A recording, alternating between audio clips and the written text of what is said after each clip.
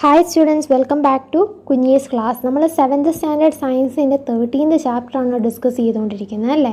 അപ്പോൾ നമുക്ക് ബാക്കി പോർഷൻസിലേക്ക് പോകാം. അതിന് മുന്നേ ആയിട്ട് എല്ലാവരും ചാനലൊന്ന് സബ്സ്ക്രൈബ് ചെയ്യുക, വീഡിയോ ലൈക്ക് ചെയ്യുക, ഫ്രണ്ട്സുമായിട്ട് ഷെയർ ചെയ്യുക. എക്സസൈസ് ക്വസ്റ്റ്യൻ ആൻസേഴ്സിനും പ്രീവിയസ് ഇയർ ക്വസ്റ്റ്യൻ ആൻസേഴ്സിനുമായിട്ട് എക്സാം ടോപ്പേഴ്സ് എന്ന് പറയുന്ന ചാനൽ കൂടി സബ്സ്ക്രൈബ് ചെയ്യുക. അവിടെ നിങ്ങൾക്ക് സോഷ്യൽ സയൻസിൻ്റെയും മാത്സിൻ്റെയും സയൻസിൻ്റെയും വീഡിയോസ് അവൈലബിൾ ആണ്. വളരെ ഹെൽപ്ഫുൾ ആയിട്ടുള്ള വീഡിയോസാണ്. അപ്പോൾ എല്ലാവരും ആ ചാനൽ കൂടി സബ്സ്ക്രൈബ് ചെയ്ത് വീഡിയോസൊക്കെ കാണുക. Now you have to mark the points on the graph paper to represent each set of values for distance and time. ഇനി നമുക്ക് കിട്ടിയിരിക്കുന്ന ഡേറ്റ അനുസരിച്ച് പോയിൻ്റൊക്കെ മാർക്ക് ചെയ്യാനാണ് പറഞ്ഞിരിക്കുന്നത്.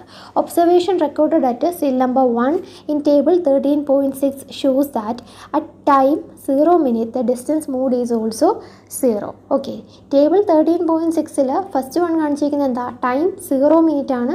അപ്പോൾ ഡിസ്റ്റൻസ് എത്രയാണ്, 0 minute ആണ് അല്ലേ. അപ്പോൾ അതാണ് ആദ്യം നമ്മൾ നമ്മുടെ ഈ ഗ്രാഫിൽ റെപ്രസെൻറ്റ് ചെയ്യാനായിട്ട് പോകുന്നത്. ഓക്കെ, അപ്പോൾ എങ്ങനെയാണ്, 0യിൽ തന്നെയാണ് അത് മാർക്ക് ചെയ്യേണ്ടത്. ഇപ്പോൾ ഫിഗർ 13.12 നിങ്ങൾക്ക് ബ്ലൂ ഒരു ഡോട്ട് ആ 0 എന്ന് പറയുന്ന പോയിന്റിൽ കാണാനായിട്ട് സാധിക്കും അല്ലേ. അത് നമ്മൾ mark ചെയ്തിരിക്കുന്നതാണ്.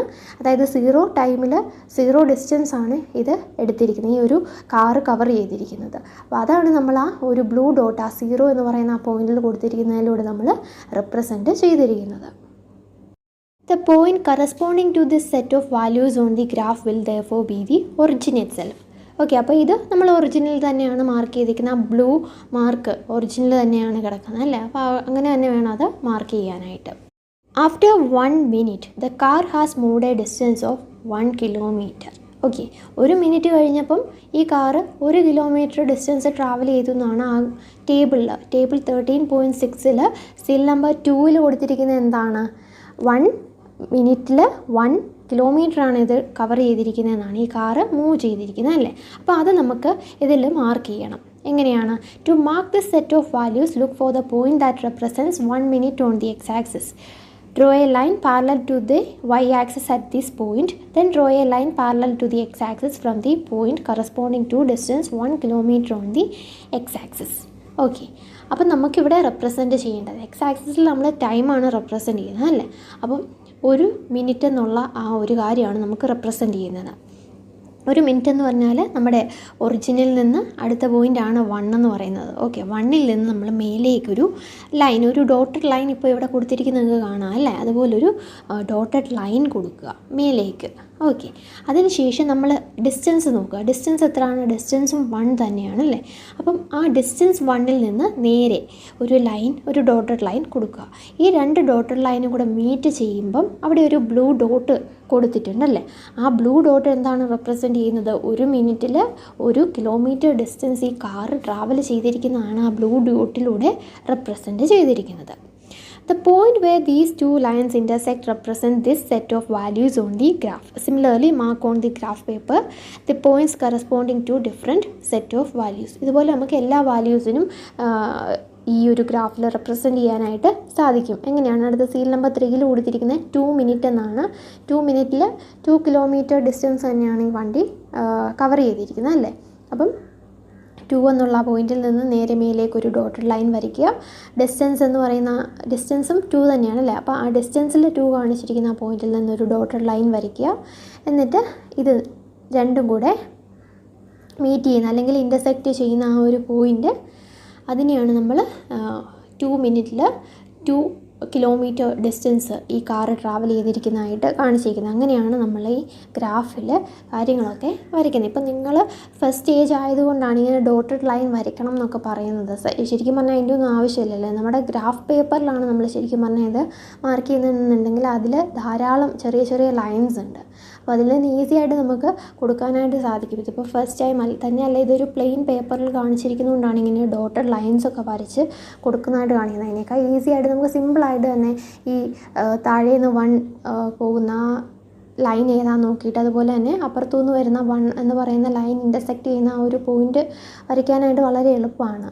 Okay, Figure 13.12 shows the set of points on the graph corresponding to positions of the car at various times. അപ്പോൾ ഫിഗർ 13.12 കാണിച്ചിരിക്കുന്നത് ഓരോരോ പോയിൻ്റ് മാർക്ക് ചെയ്തിരിക്കുന്നതാണ്. ഓക്കെ, 0 മിനിറ്റിൽ എങ്ങനെയാണ്, 1 മിനിറ്റിൽ എങ്ങനെയാണ്, 2 മിനിറ്റിൽ എങ്ങനെയാണെന്നുള്ളതാണ് അതിൽ കാണിച്ചിരിക്കുന്നത്. Join all the points on the graph as shown in figure 13.13. It is A straight line. This is the distance time graph for the motion of the car. Okay, അപ്പം 13.12 ഇവിടെ അവർ line വരച്ചിട്ടുണ്ട്. ആക്ച്വലി അവർ ഉദ്ദേശിച്ചിരിക്കുന്ന ഇവിടെ line വരച്ചിട്ടില്ല എന്ന് തന്നെയാണ്. Just dotted points മാത്രമാണ് അവർ അതിലേക്കൂടെ കാണിച്ചിരിക്കുന്നത്. ആ dotted points, അതായത് ആ ബ്ലൂ കളറിൽ കാണുന്ന പോയിൻറ്റ്സ് എല്ലാം കൂടെ കൂട്ടിച്ചേർത്ത് നേരെ ഒരു ലൈൻ വരയ്ക്കാനാണ് ഇവർ പറഞ്ഞിരിക്കുന്നത്. ആ ലൈൻ എന്താണ് കാണിക്കുന്നത്? ആ ഡിസ്റ്റൻസ് ടൈം ഗ്രാഫാണ്, ആ കാറിൻ്റെ ഡിസ്റ്റൻസ് ടൈം ഗ്രാഫാണ് അതിലൂടെ നമുക്ക് കാണാനായിട്ട് സാധിക്കുന്നത്. ഓക്കെ, അപ്പം നമ്മൾ ആദ്യം എന്താ ചെയ്തത്? കുറേ പോയിൻറ്റ്സ് ഇതിൽ മാർക്ക് ചെയ്ത് വെച്ചിരുന്നല്ലേ. ഇനി ആ പോയിൻറ്റ്സ് എല്ലാം കൂടെ കൂട്ടിച്ചേർത്ത് ഒരു സ്ട്രെയിറ്റ് ലൈൻ വരയ്ക്കാനാണ് പറഞ്ഞിരിക്കുന്നത്. അങ്ങനെ സ്ട്രെയിറ്റ് ലൈൻ വരയ്ക്കുമ്പോൾ നമുക്ക് ഈ കാറിൻ്റെ ഡിസ്റ്റൻസ് ടൈം ഗ്രാഫ് ലഭിക്കും. If the distance time graph is a straight line, it indicates that the object is moving with a constant speed. Straight line ആണെങ്കിൽ അതിൻ്റെ അർത്ഥം എന്താ? കോൺസ്റ്റൻറ്റ് സ്പീഡിലൂടെയാണ് ഈ ഒരു വെഹിക്കിൾ ട്രാവൽ ചെയ്യുന്നതെന്ന്. However, if the speed of the object keeps changing, the graph can be of any other shape. അപ്പം ഇത് constant സ്പീഡിൽ സഞ്ചരിക്കുന്ന കാർ ആയതുകൊണ്ടാണ് നമുക്കൊരു സ്ട്രെയിറ്റ് ലൈൻ ലഭിച്ചത്. പല സ്പീഡിൽ, അതായത് സ്പീഡ് കുറഞ്ഞും കൂടിയൊക്കെ ഇങ്ങനെ പോകുന്ന വണ്ടിയാണെങ്കിൽ നമുക്ക് ഒരു സ്ട്രെയിറ്റ് ലൈൻ ഒരിക്കലും കിട്ടത്തില്ല. നമുക്ക് ഫിഗർ 13.10 ഒരാളുടെ വെയിറ്റ് അവരൊരു ലൈൻ ഗ്രാഫിലൂടെയാണ് ഡിനോട്ട് ചെയ്തിരിക്കുന്നത് അല്ലേ. അപ്പോൾ അതൊരു സ്ട്രെയിറ്റ് ലൈൻ ഒന്നും അല്ല. എല്ലാ പോയിൻറ്റ്സും കൂട്ടി യോജിപ്പിച്ച് പോയപ്പോൾ ഒരു സ്ട്രെയിറ്റ് ലൈൻ അവിടെ കിട്ടിയിട്ടില്ല അല്ലേ. അപ്പം ഒരു കാറിൻ്റെ കേസിലും വേണേൽ സ്പീഡ് കൂടിയും കുറഞ്ഞും ഒക്കെ പോകുമ്പോൾ അങ്ങനെ പല ഷേപ്പിലുള്ള ഗ്രാഫുകൾ ലഭിക്കുന്നതായിരിക്കും.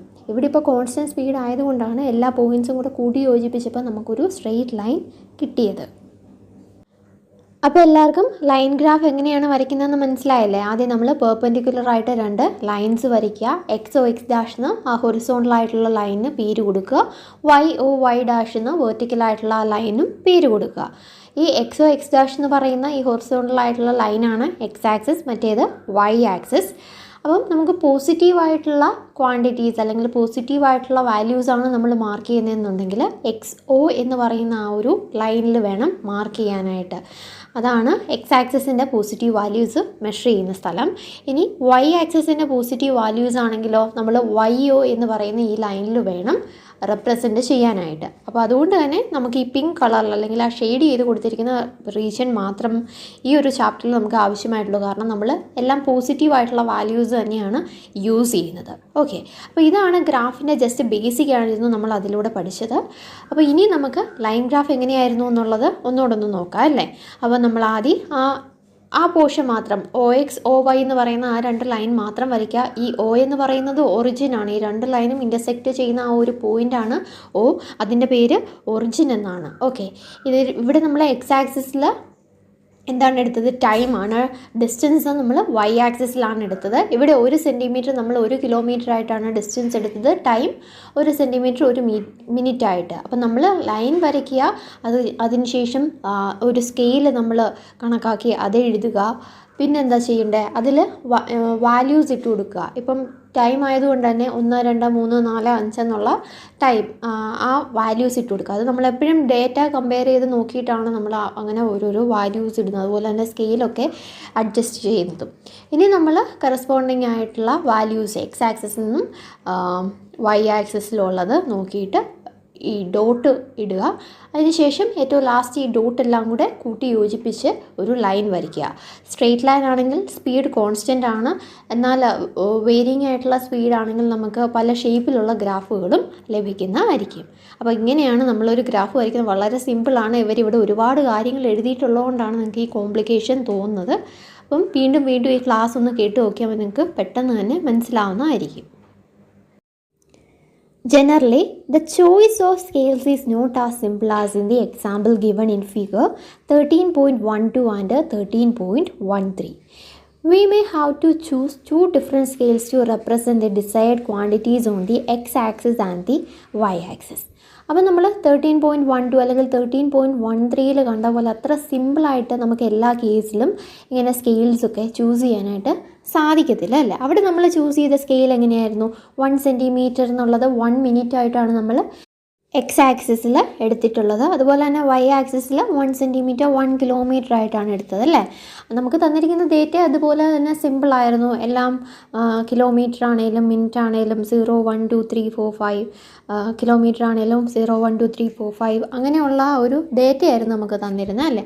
അതുകൊണ്ട് തന്നെ ആ ഡേറ്റ ബേസ് ചെയ്തുകൊണ്ട് ഒരു സ്കെയിൽ ചൂസ് ചെയ്യാൻ പറഞ്ഞാൽ നമുക്ക് 1 സെൻറ്റിമീറ്റർ ഈക്വൽ ടു 1 മിനിറ്റ് അല്ലെങ്കിൽ 1 സെൻറ്റിമീറ്റർ ഈക്വൽ ടു 1 കിലോമീറ്റർ എന്നുള്ള ഒരു സ്കെയിൽ തന്നെ ചൂസ് ചെയ്യാം. പക്ഷേ എല്ലായ്പ്പോഴും ഇങ്ങനെ ഒരു പെർഫെക്റ്റ് ആയിട്ടുള്ള ഡേറ്റ കിട്ടണമെന്നില്ല, അല്ലെങ്കിൽ ഇങ്ങനെ കോൺസ്റ്റൻ്റ് ആയിട്ടുള്ളൊരു സ്പീഡിൻ്റെ ഡേറ്റ ആയിരുന്നു നമ്മളവിടെ വരച്ചത്. കാരണം നമുക്ക് ഒരു സ്ട്രെയിറ്റ് ലൈനാണ് അവിടെ നിന്ന് ലഭിച്ചത് അല്ലേ. അപ്പോൾ അങ്ങനെ ഒരു ഡേറ്റ എല്ലായ്പ്പോഴും കിട്ടണം എന്നില്ല. അപ്പോൾ അങ്ങനെ ഡിഫറെൻ്റ് ആയിട്ടുള്ള സ്കെയിൽസ് ചിലപ്പോൾ എക്സ് ആക്സിസിലും വൈ ആക്സിസിലും ഒക്കെ ചൂസ് ചെയ്യേണ്ടതായിട്ട് വരും. ഇവിടെ ഇപ്പോൾ രണ്ടിനും നമ്മൾ 1 1 എന്നുള്ള രീതിയിൽ തന്നെ എടുത്തതല്ലേ. അതായത് 1 മിനിറ്റ് 1 കിലോമീറ്റർ അങ്ങനെയുള്ള രീതിയിൽ തന്നെയായിരുന്നു നമ്മൾ എടുത്തത്.